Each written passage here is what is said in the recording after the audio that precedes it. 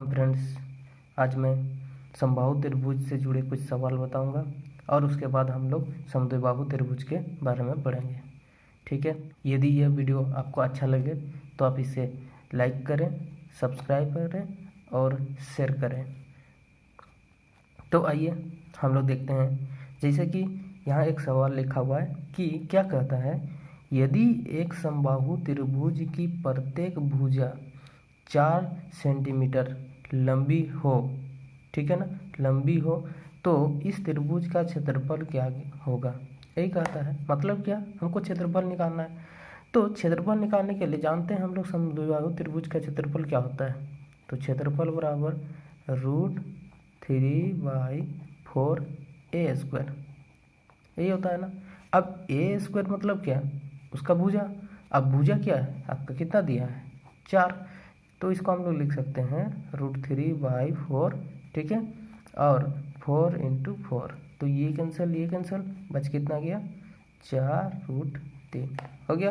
तो ये centimetre square हो गया आपका आंसर। आसान था, ठीक है। तो चलिए आज हम लोग फिर से आगे और दूसरा एक सवाल बनाते हैं। दूसरा एक सवाल क्या है कि एक समबाहु त्रिभुज बोल रहा है, ठीक है, ध्यान से समझिए क्या बोलता है। एक समबाहु त्रिभुज है देखिए, एक समबाहु त्रिभुज के तीनों भुजाओं पर क्या हुआ, तीनों भुजाओं पर किसी बिंदु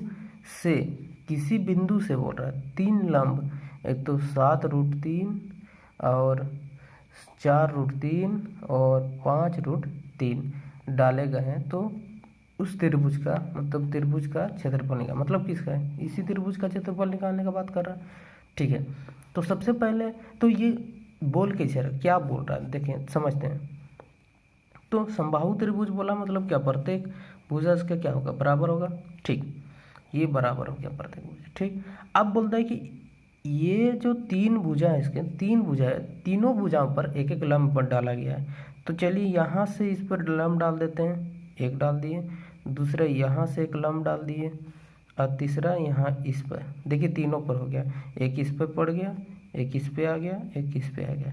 इसको P1 नाम दे देते हैं हम लोग, इसको P2 नाम दे देते हैं, इसको P3 नाम देते हैं, ठीक है। अब हम पिछले वीडियो में आपको मैंने बताया था कि अगर ऐसा हो, यहाँ लंब, यहाँ लंब, यहाँ लंब, मतलब इन तीनों पर अगर लंब डाल दिया गया हो, तो इस स्थिति में आप इसका क्षेत्रफल किस तरह से निकाल सकते हैं। तो सबसे पहले तो आप क्या करेंगे, इसका ये जो हर साइड का है, मतलब हर भुजा का लंबाई ज्ञात करेंगे। अब लंबाई ज्ञात करने के लिए क्या करते थे, मतलब भुजा बोले तो ए निकालते थे। क्या होता था,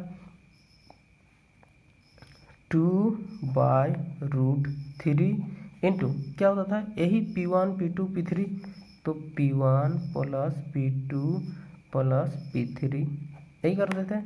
अब P1 P2 P3 तो 2/√3। अब ये कितने कितने दिए हैं, P1 P2 P3, तो यहाँ दिया 7√3 + 4√3 + 5√3। अब सबको जोड़ दें, ठीक है, सबको जोड़ देते हैं तो कितना देखिए, 7 × 4 = 11, 11 और इधर 5 हो गया, कितना 16। तो 2/√3 इंटू 16√3, तो ये और ये कैंसिल हो गया, बचा कितना आ जाएगा, 16 दूनी 32 हो गया। तो ये जो पूरा एक ठो इसका भुजा हो गया, कितना है, 32 है ना, कितना है, 32 है। तो ये भी 32 होगा, ये भी 32 होगा। अब हमको क्या कहता है, इसका क्षेत्रफल का बोला था।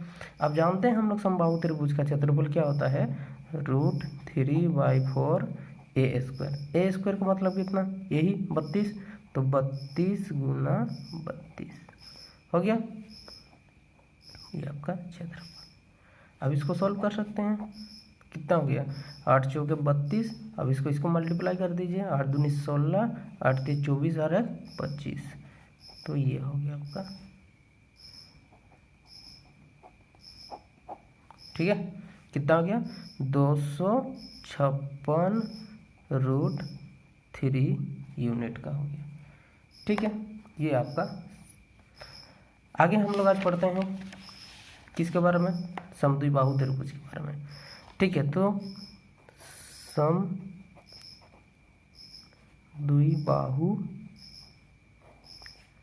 त्रिभुज, जैसे कि इसके नाम में ही रखा है समद्विबाहु, मतलब क्या, बराबर, द्वि मतलब कितना, दो, तो दो को भुजा क्या होंगे, इसके बराबर होंगे।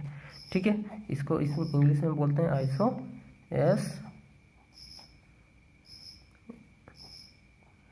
स्केल्स, है ना, और ये ट्रायंगल।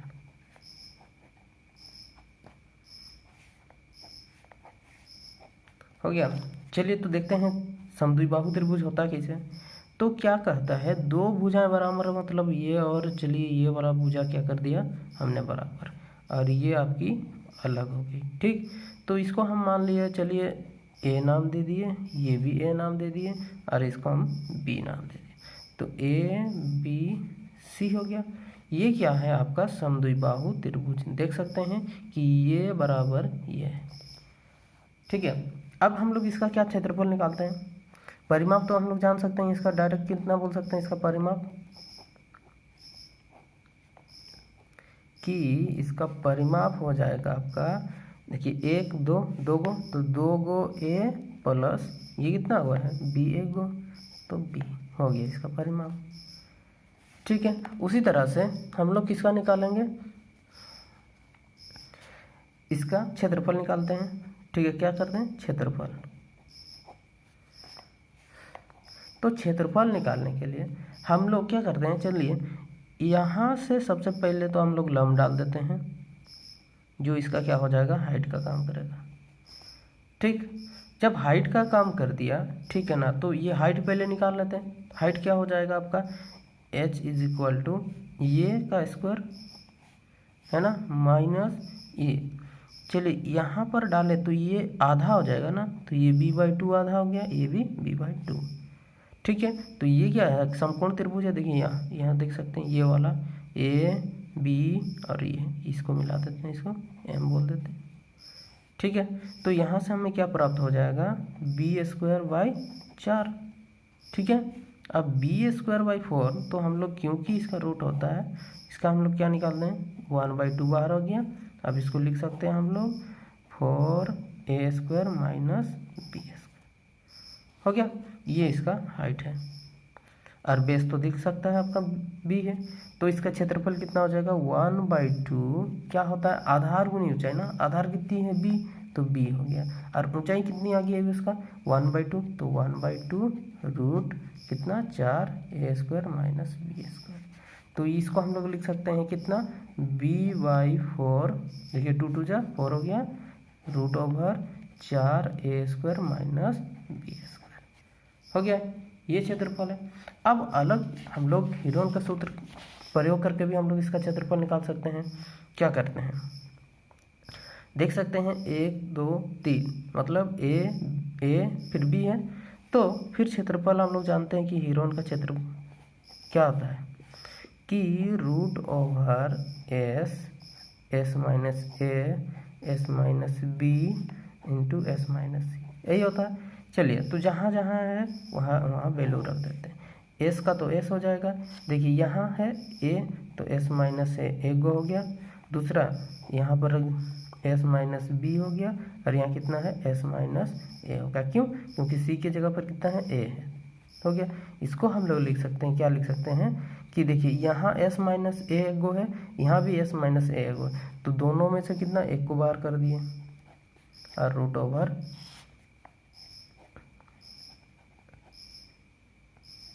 ठीक है, ये देखिए आपका क्षेत्रफल निकल गया। आप इस तरह से भी इसका क्षेत्रफल निकाल सकते हैं। ठीक है, किसका, समद्विबाहु त्रिभुज का क्षेत्रफल निकाल सकते हैं। जहाँ पर s बराबर कितना हो जाएगा, क्योंकि a + b है ना, /2 होता है हम लोग जानते हैं, तो हम लोग इसको क्या कर देंगे, देखिए यहाँ 2 गो a है ना, तो 1 गो a बन गया, और यहाँ पर कितना हो जाएगा b/2, यही आपका s। ठीक है, ये s का बात है कर रहे हैं, किसका, s का बात कर रहे हैं। ठीक है, आइए हम लोग समकोण त्रिभुज को भी देख लेते हैं। समकोण त्रिभुज मतलब क्या होता है कि एक ऐसा त्रिभुज होगा, देखिए एक ऐसा त्रिभुज होगा जिस एक कोण क्या होगा, समकोण होगा। समकोण का मतलब क्या, 90 डिग्री का होगा। क्या बोल रहे हैं कि उस त्रिभुज का एक कोण जो होगा 90 डिग्री का होता है। किसके बारे में बात कर रहे हैं हम लोग, समकोण त्रिभुज, समकोण त्रिभुज के बारे में बात कर रहे हैं हम लोग, ठीक है। अब इसको बोलते हैं राइट ट्रायंगल, ठीक है।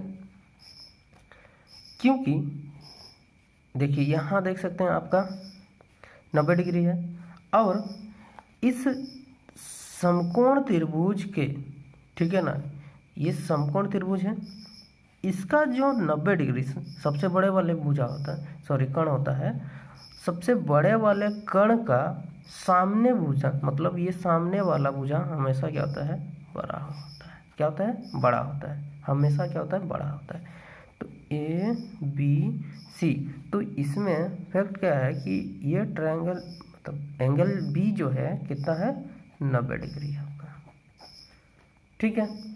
अब ऐसा है, तो इस वाले को बोलते हैं हम लोग P मतलब परपेंडिकुलर, इस वाले को बोलते हैं मतलब H मतलब हाइपोटेनस, और इस वाले को बोलते हैं B मतलब बेस, ठीक है ना। तो ये बेस कहलाता है, ये हाइपोटेनस कहलाता है, क्या कहलाता है आपका, हाइपोटेनस, ठीक है। हिंदी बोलेंगे तो इसको क्या बोलते हैं, हिंदी में कर्ण, ठीक है। इसको क्या बोलते हैं, आधार, और इसको लंब बोलते हैं। लंब मतलब हुई, आप इसको क्या बोलते हैं, परपेंडिकुलर,